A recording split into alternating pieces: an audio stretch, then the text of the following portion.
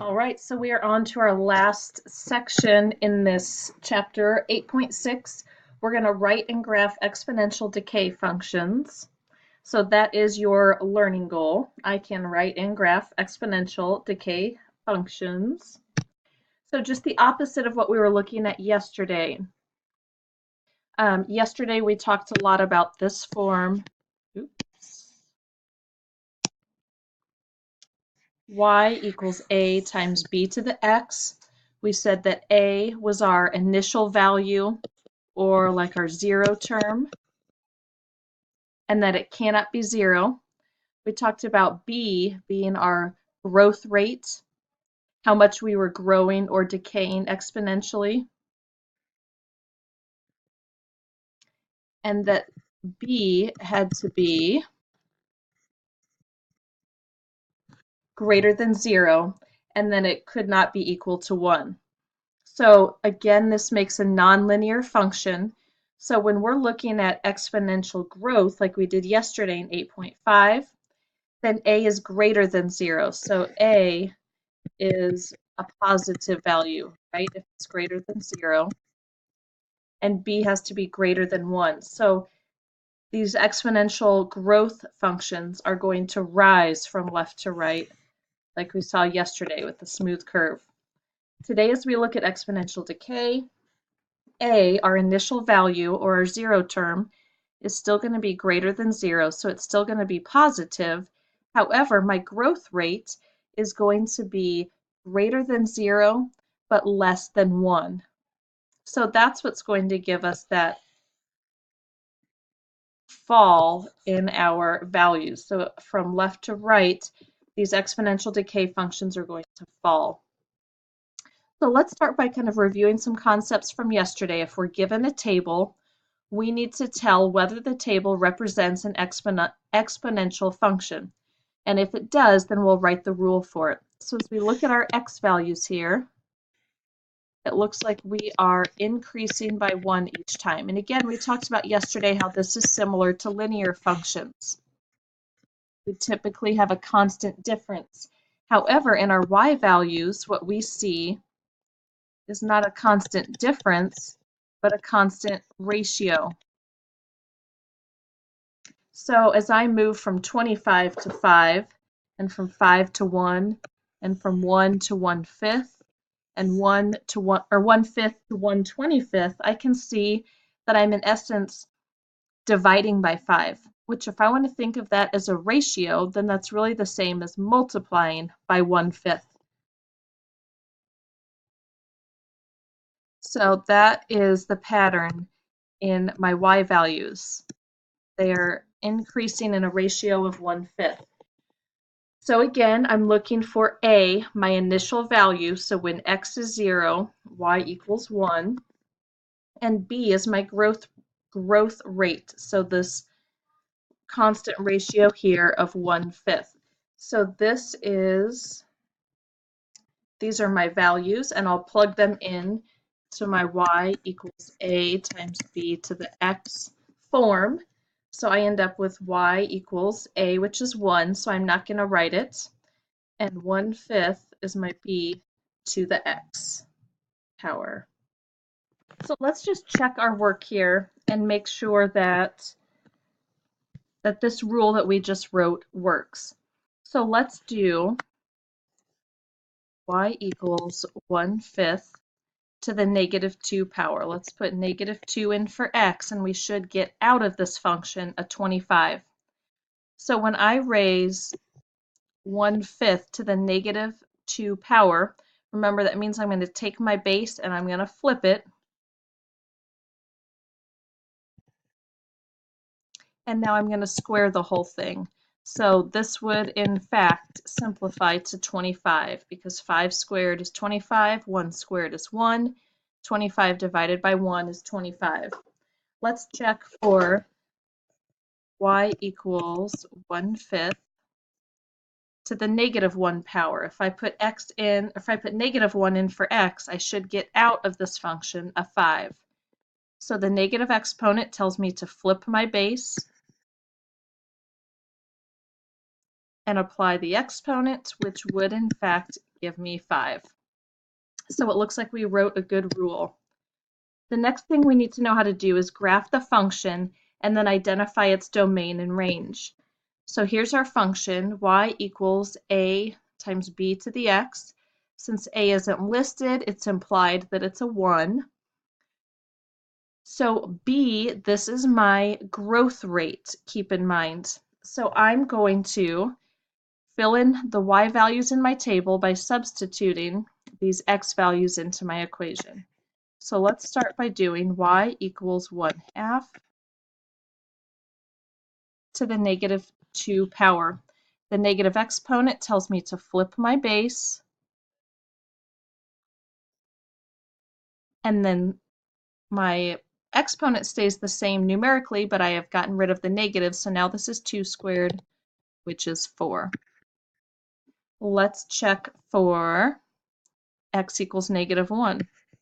So y equals 1/2 to the negative 1 power. Again, the negative exponent tells me to flip my base,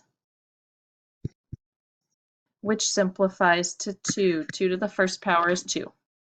When I put 0 in, and have y equals 1/2 to the 0 power, and we all know that anything to the 0 power simplifies to 1. And as I substitute 1 into my equation, I have y equals 1/2 to the first power. So this is going to stay the same.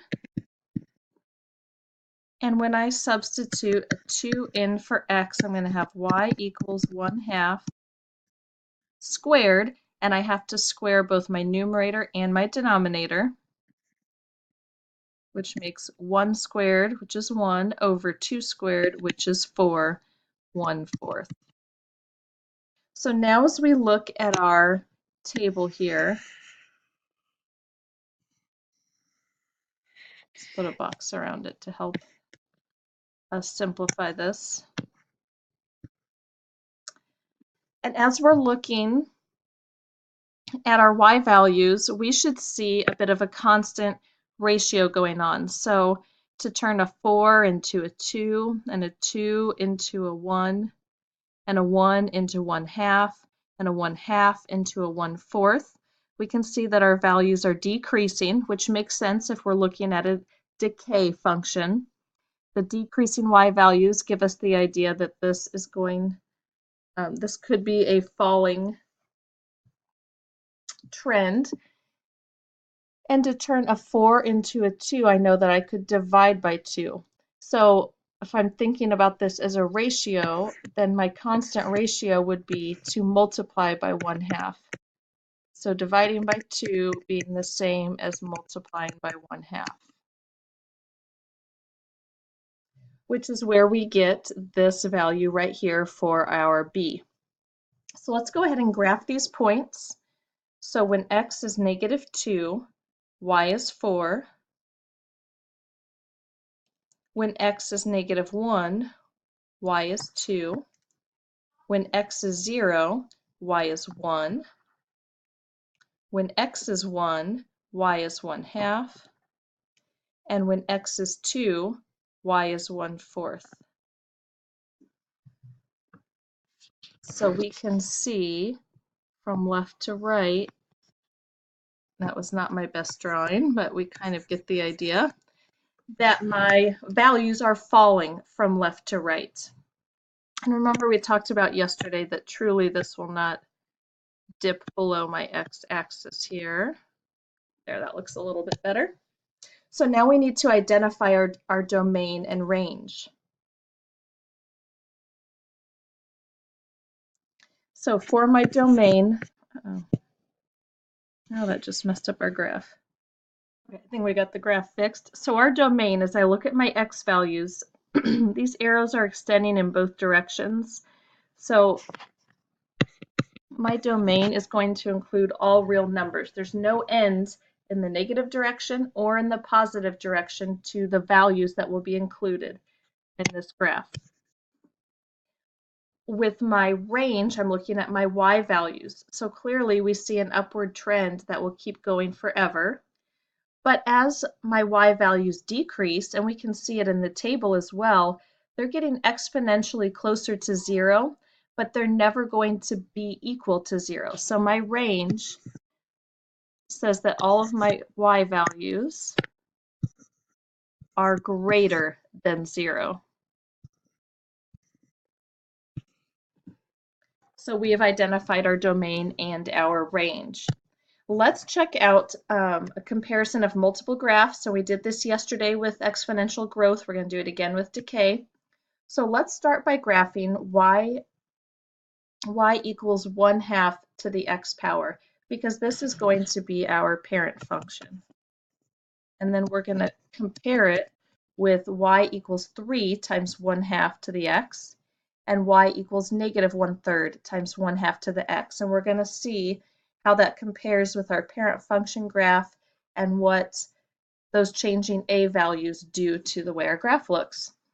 So if I substitute -2 in for x, then this will be y equals 1/2 to the -2 power.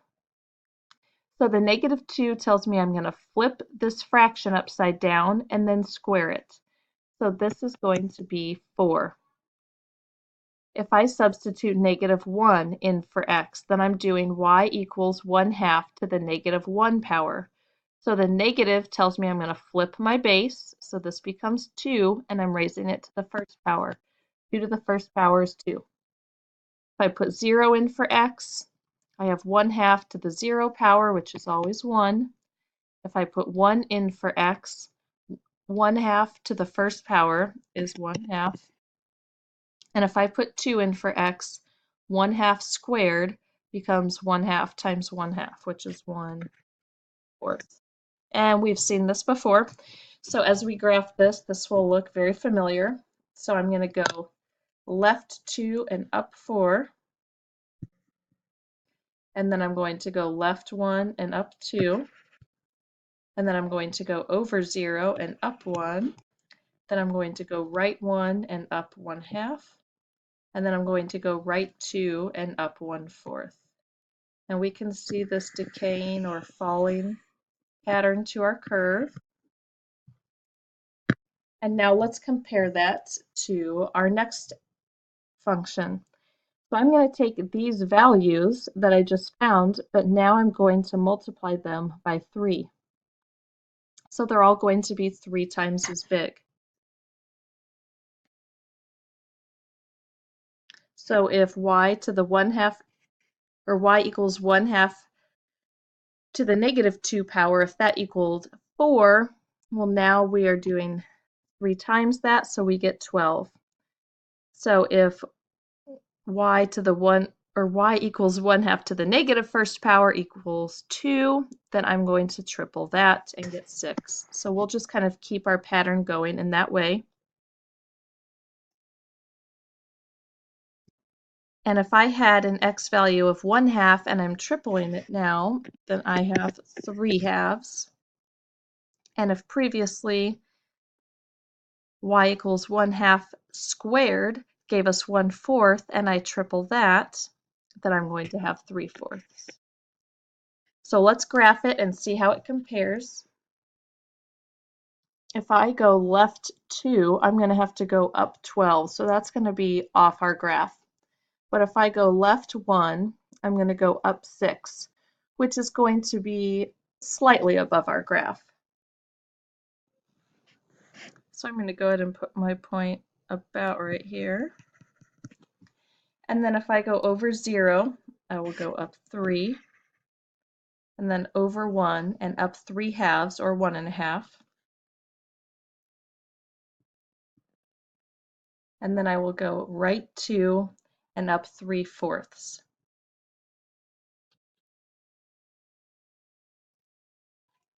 So as I observe this curve,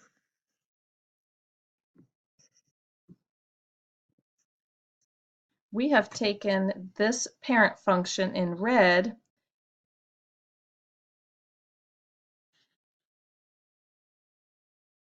and we have stretched it a bit. You can see it's reaching upward a little faster. So we have stretched this function by having an a value.